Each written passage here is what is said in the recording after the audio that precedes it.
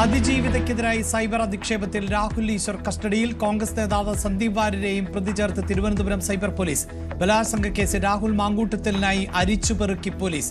ഒളിവിൽ കഴിയാൻ സഹായമൊരുക്കുന്നത് കോൺഗ്രസ് എന്ന CPIM. ശബരിമല സ്വർണ്ണക്കൊള്ളയിൽ ദേവസ്വം ബോർഡിന് കുരുക്കായി തന്ത്രി കണ്ഠരര് മഹേഷ് മോഹനരുടെ മൊഴി. ദ്വാരപാലക പാളികൾ കൊണ്ടുപോകാൻ 2022 അനുമതി തേടിയത് ദേവസ്വം ബോർഡ്.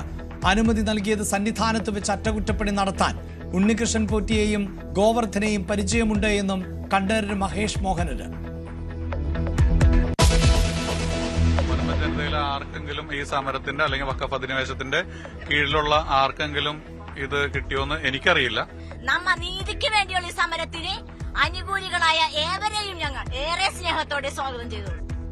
മുനമ്പം സമരവേദിയിൽ നാടകീയ രംഗങ്ങൾ. സമരം അവസാനിപ്പിക്കുന്നതിൽ പ്രതിഷേധിച്ച് വേദി വിട്ടിറങ്ങി വിമത വിഭാഗം. പുതിയ വേദിയിൽ സമരം. മുനമ്പം നിവാസികളുടെ എല്ലാ അവകാശങ്ങളും സംരക്ഷിക്കണമെന്ന ആവശ്യം. സമരസമിതി അഭിസംബോധന ചെയ്ത് മന്ത്രിമാർ.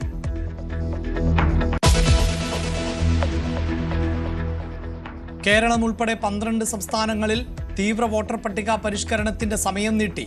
ഫോമുകൾ ഡിസംബർ 11 വരെ നൽകാം. കരട് വോട്ടർ പട്ടിക 16-ന്. അന്തിമ വോട്ടർ പട്ടിക ഫെബ്രുവരി 14-ന് പ്രസിദ്ധീകരിക്കുമെന്ന് മുഖ്യ തെരഞ്ഞെടുപ്പ് കമ്മീഷണർ.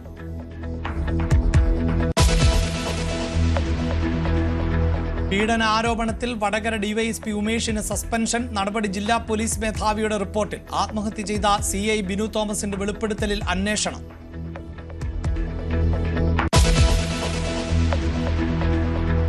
ടിറ്റ്വ ഇന്ത്യൻ തീരത്തേക്ക്. തമിഴ്നാട്ടിൽ ഒരു മരണം. പുതുച്ചേരിയിലും